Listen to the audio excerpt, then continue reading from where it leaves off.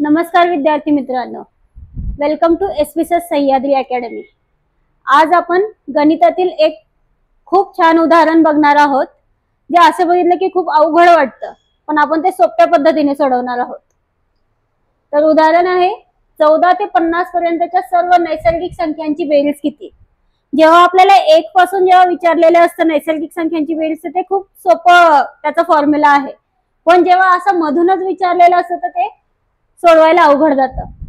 तर आपण याच्यासाठी एक ट्रिक आणलेली आहे, पुढच्याला पुढची आणि मागच्याला मागची। आता हे पुढच्याला पुढची आणि मागच्याला मागची काय आहे, तर मागची संख्या कोणती आहे आपली 14, तर 14 ला आपण 13 ने गुणू आणि 2 ने डिवाइड करू। तसंच पुढच्याला पुढची म्हणजे पुढची संख्या आपली 50 आहे, तर 50 ला आपण 51 ने गुणू आणि त्याला 2 ने भागू।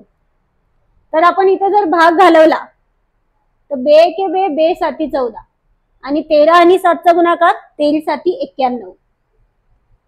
त्याच प्रकारे बे के बे, बे 25 50 आणि 25 आणि 51 चा जर गुणाकार केला आपण तर 25 एके 25, 25 पाचा 125 आणि त्याची बेरीज होणार 127, सो 1275।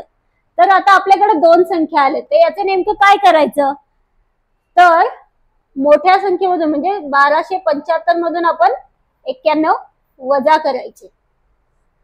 तर 5 1 गेला 4, 17 9 गेले तर आपल्याकडे राहतात 8, 1 आणि उरला 1।